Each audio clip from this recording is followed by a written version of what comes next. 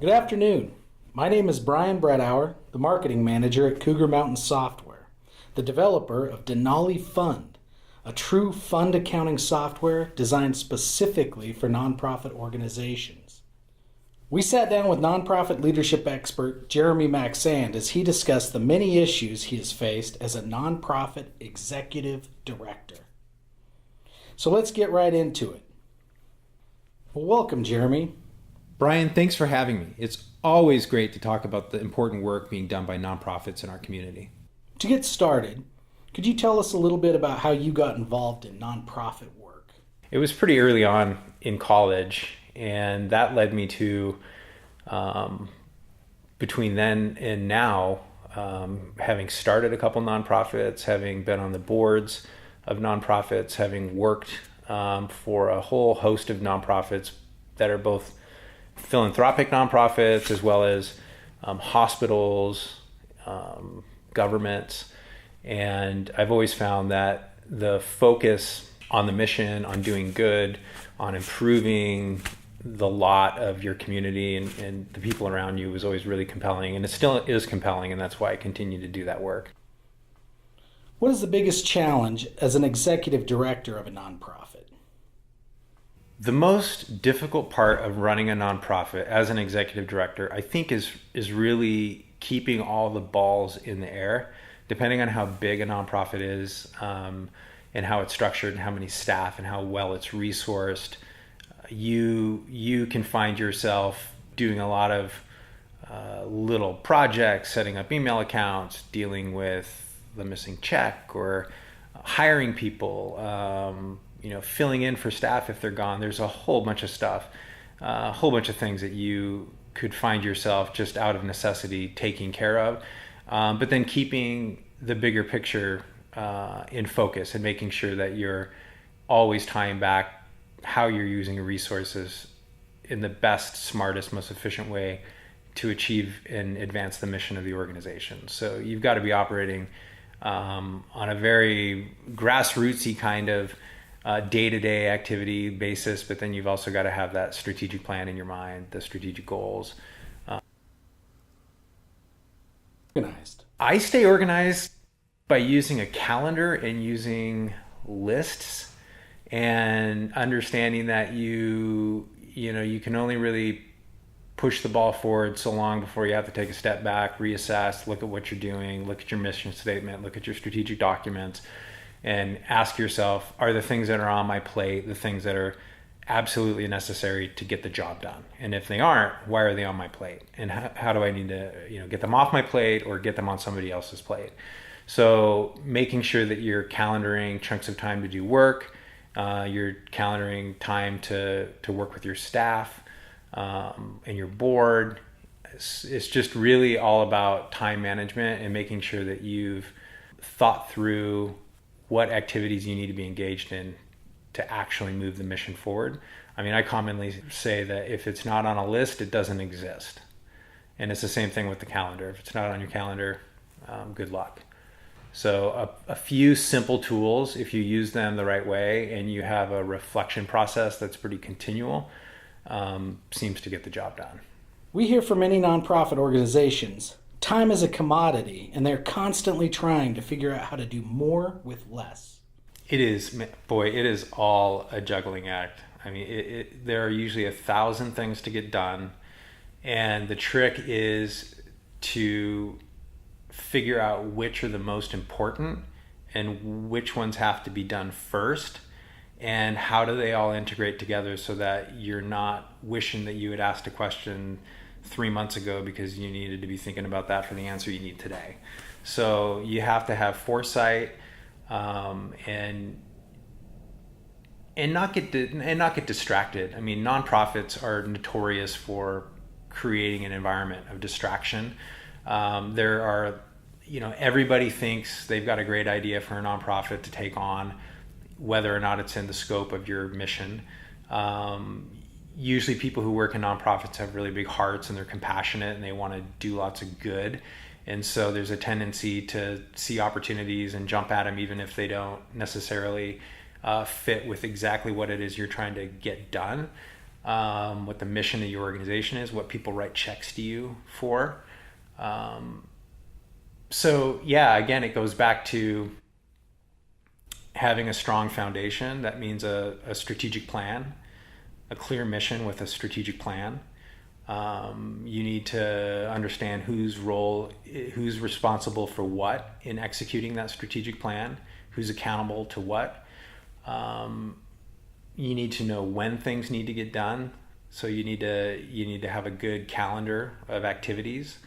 And when you start layering these things on and you get a sense of what your year is going to look like, or your 5 years, and what your strategic goals are, those compromise the lens through which you should evaluate the work that you're supposed to be doing. And if it fits within that strategic framework and it matches up, then do it. If it doesn't, then it's likely a distraction, and you should move away from it and refocus your efforts.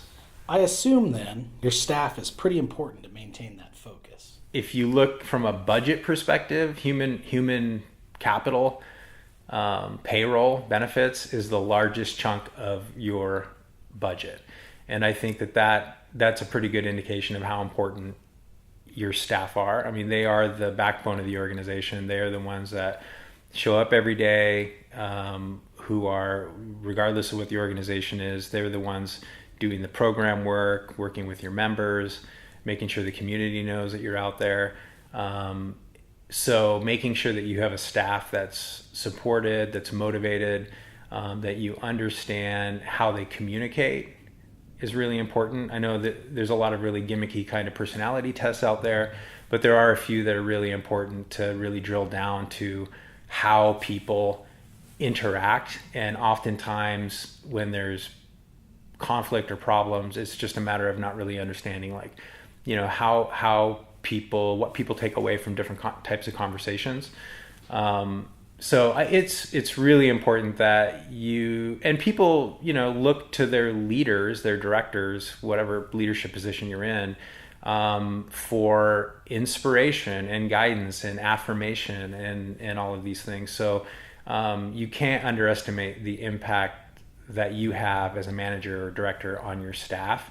And you should never underestimate how important your staff are to achieving your mission. Because if they're not on board and you're not supporting them and they aren't resourced properly, like, the job's not going to get done, and you're going to spend way more time trying to hire new people or deal with conflicts and crisis than you are actually, like, achieving your mission. So, how do you keep your teams motivated?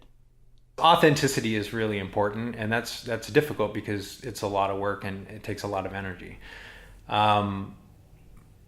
I think meeting people where they're at, like understanding your staff and understanding what motivates them, what their sense of humor is, like I said, how they like to communicate, is really important. And then creating a sense of solidarity, even spending time with your staff outside of the workplace, things like that, I think are really important to, because people definitely view the workplace as a sort of extended family.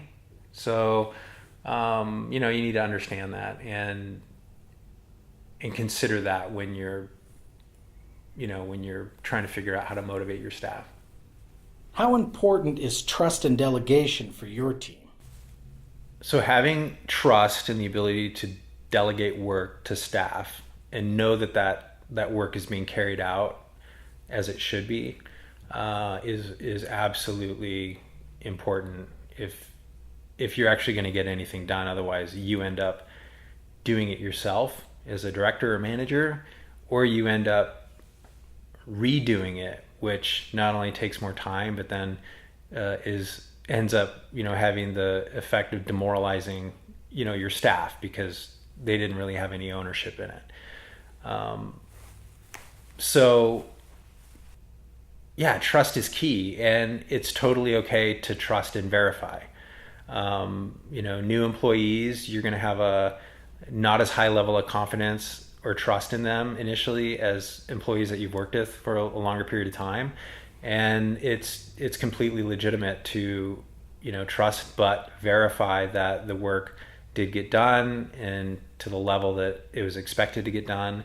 And as time goes on, and with some positive corrective feedback if necessary, you get to a point where you trust and you don't have to verify that things are getting done. But it's also important to give people ownership. So if you're gonna trust and delegate, then you should trust and delegate, and be clear that what you're asking people to do is it's something that they have ownership and investment in, and that you're not too worried about how they get it done, but that they get it done. And if that's not the case, then you should set those expectations accordingly. I think that the danger is that if you've trusted and delegated and it hasn't been done correctly, that you don't swiftly and in an appropriate manner, and by that I mean in a constructive, positive, supportive way, provide feedback pretty immediately, so that you're building trust, so that the employee knows what's expected of them, they know how they're going to receive feedback, how they're going to take that feedback, and everybody can get on the same page and move forward accordingly. What advice would you give someone that is starting in a new role as an executive director? Well, I think listening is probably the most important thing. If you're new to an organization, that's probably because somebody left, and they either left on their own accord or they left because there was a problem. I think coming in and not making sweeping changes right away is a good idea. You need to ask folks, the staff, particularly staff that have been there for some time, like, what are their perceptions of the organization? What do they think is going right? What do they think could be changed? What frustrates them in their job?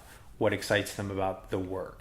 I think what some people would call a landscape analysis is a really important first step to get a lay of the land, take stock in what's working, what's not working, and then be deliberative when you're going to make changes, especially when you're new, because change can be fearful, and really quick change by somebody who's new can even be more frightening.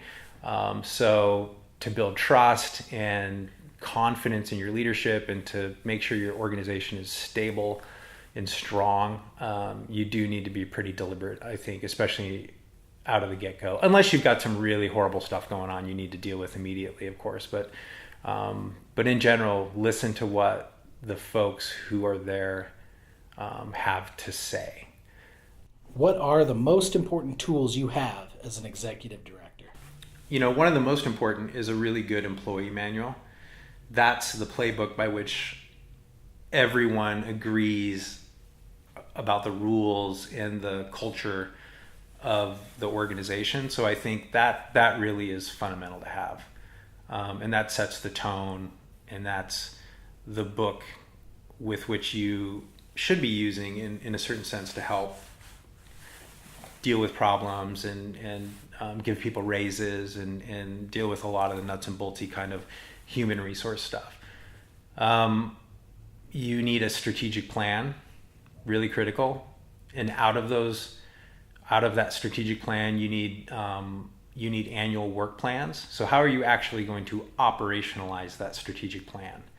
Let's say you've got 3 big goals. Like, what are you actually going to do, and when, and who's going to do it, to turn those lofty goals into something real that drives your organization closer to achieving its mission?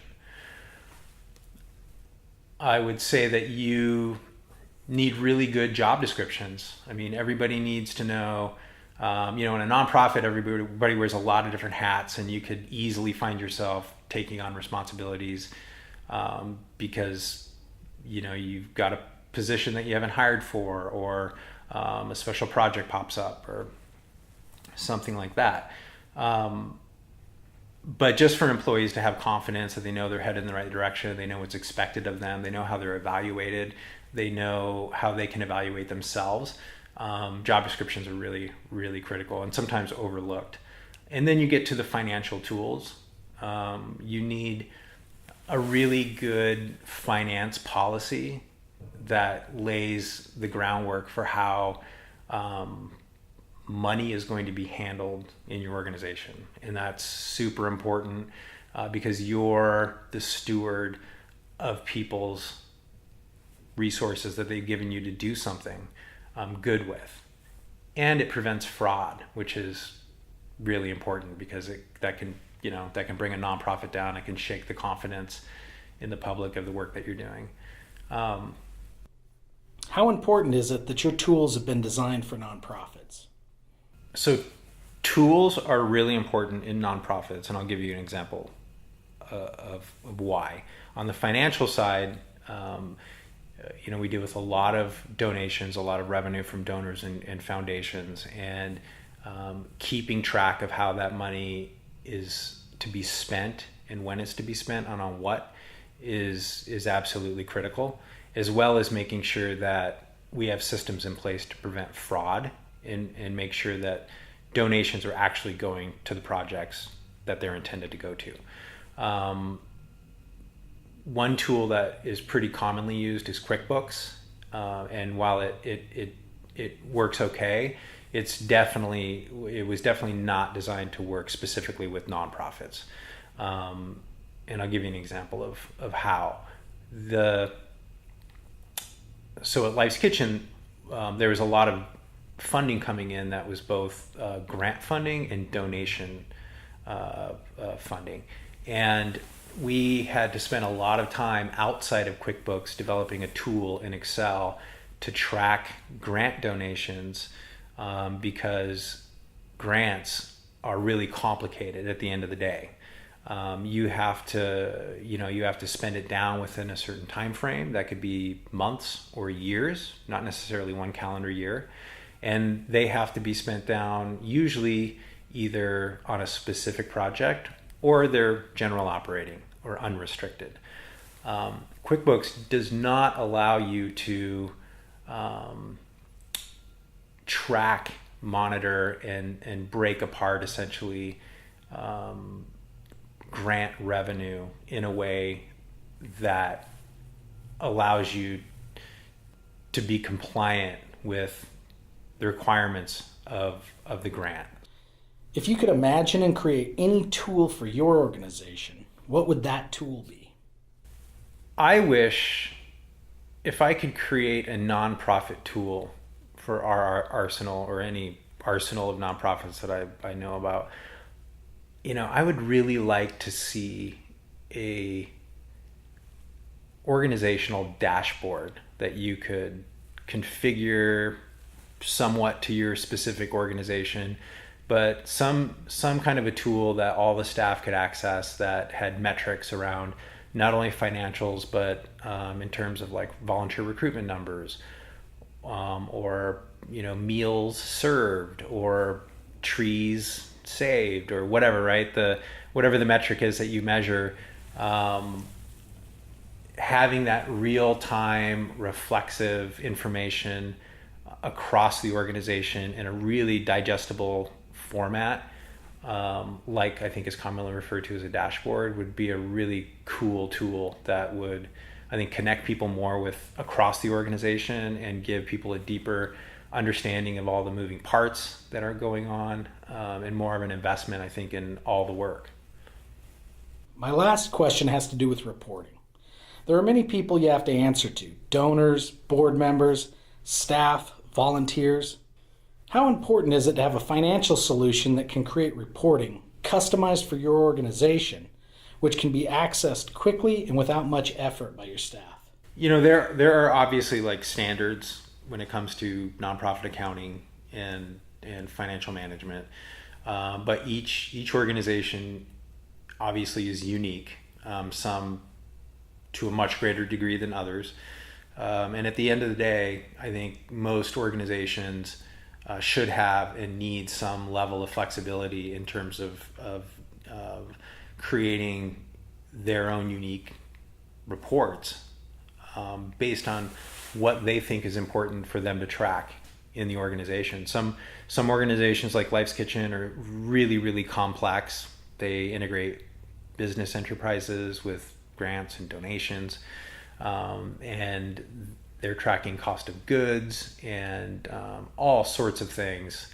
that you track to monitor the health and success of a business, you have to have unique, personalized reporting for those organizations.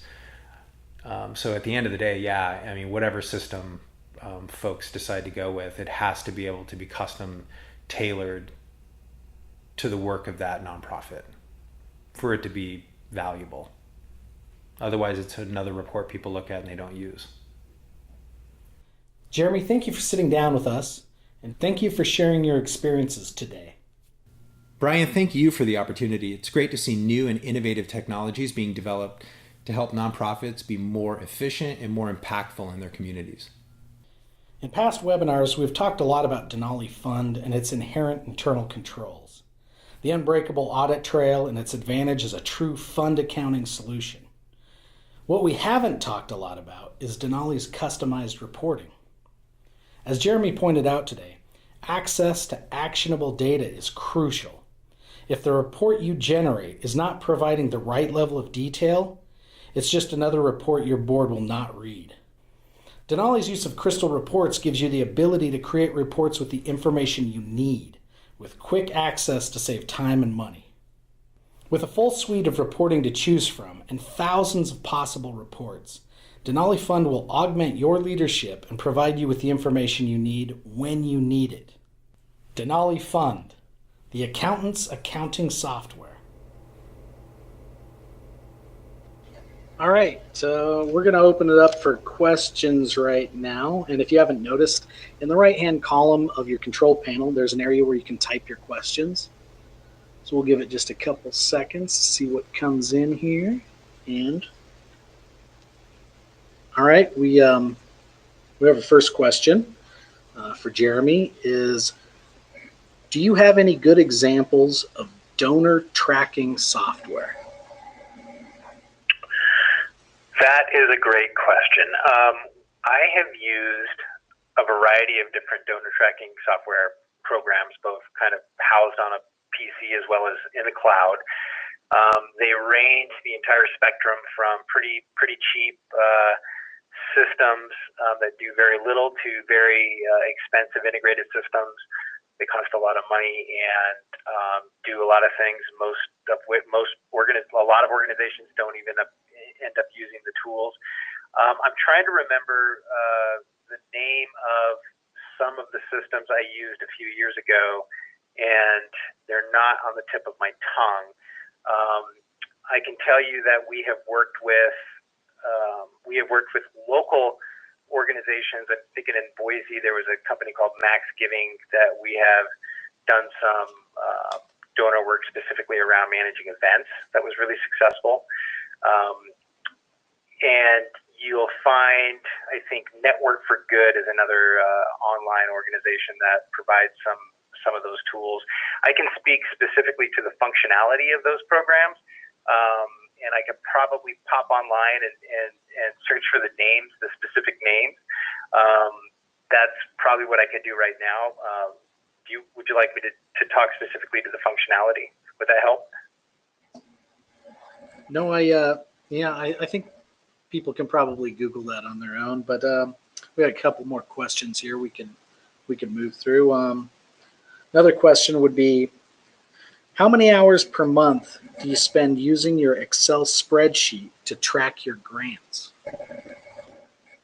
Yeah, so that is a great question. And right now in the marketplace, I guess for a while, there have not been really good tools that integrate financial management, accounting, and grant management. They're two somewhat unique things, and the grant management requires a lot more functionality, which usually has ended up being created through an Excel spreadsheet. And if you got somebody who's really smart at Excel, then that's usually the option you went for, and it's really time consuming. Using an Excel spreadsheet to track your grants, you've got grants that come in, as you know, if you work for nonprofits that are unrestricted and restricted.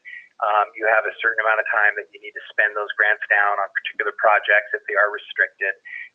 And that time it takes, depending on whether or not you're in kind of grant writing season, if you will, or if you're just doing maintenance to check your burn down rates on spending.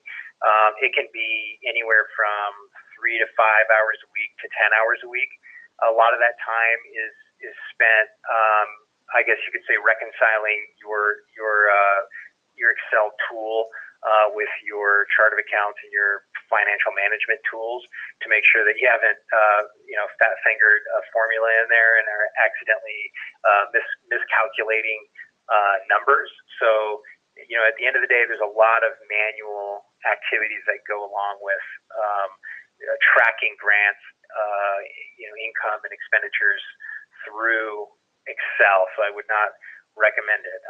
It's very time consuming, and it costs your organization a lot of money. And if you make a mistake in the use of that tool, it can cost you more than money, your reputation and your relationship with some of your major donors. Right. And then, just as an aside, Denali Fund is specifically designed to help manage complex grants and fund accounting. Just thought I'd throw that in there for some of our listeners. Also, new question. Do you have any recommendations for event management tools? Yeah, it depends on the type of event, the size of event, the formality, I guess, or the nature of the event. Is it a high-end, large donor gala, or is it a more intimate, small type of house party? It really depends on what exactly your event is. If it's a large, high-dollar, classier event with a lot of moving parts and a lot of people moving in and out with auctions and things like that, like I mentioned before, Max Giving is an organization, at least in Boise, and I'm sure in other places you may have local operators, but they, for instance, they did a great job at a gala that I was involved with putting on. And the great thing about it is being able to have a partner that has both the software that you have confidence that it's going to function correctly at the time of the event, but then also you have the support staff that can be on site to provide technical support and make sure that everything runs smoothly. And as you can imagine, it's one thing to say we hope everything runs smoothly. It's another thing to have 250 high-dollar donors at a really classy event when all of a sudden your auction system goes down, or your credit card system goes down, or you get back to the office after a major event like that, and your files are not organized, or you're missing information. So it costs a little bit more to use those sorts of organizations, those sorts of businesses, but it's well worth it at the end of the day to have the confidence that you've captured all the information correctly, that you've been responsible with donors' money, and that people are getting in and out of an event in a timely manner and in a professional manner. And so really critical to use good event management software. And again, scaling that software is appropriate depending on what type of event, how big it is that you're doing. All right, great answer. Well, I guess right now, if there's no additional questions, we'll go ahead and wrap this up. So on behalf of Cougar Mountain Software, thank you for attending today. Please look for follow-up correspondence. We'd love to hear your thoughts and feedback on how we can improve our webinars and what kind of content you'd like to hear about next in the world of nonprofit accounting. All right, thank you for attending today.